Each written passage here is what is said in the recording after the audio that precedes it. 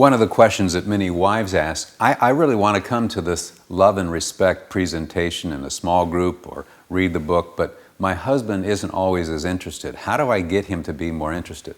Well, the good news is we've done research, and when we do our love and respect conferences, 49% of those who initiate coming is the man. It's almost a 50-50 split. How can you approach your husband?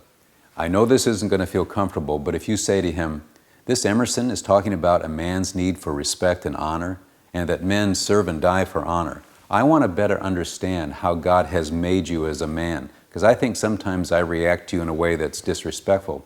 I don't intend to do that. I'm really crying out for your love. Would you be willing to go to this event to help me better understand you and maybe help me better understand myself? Now, that isn't fair necessarily for you to say to your husband, but it does work. Go ahead and say it that way. My prediction is he'll come.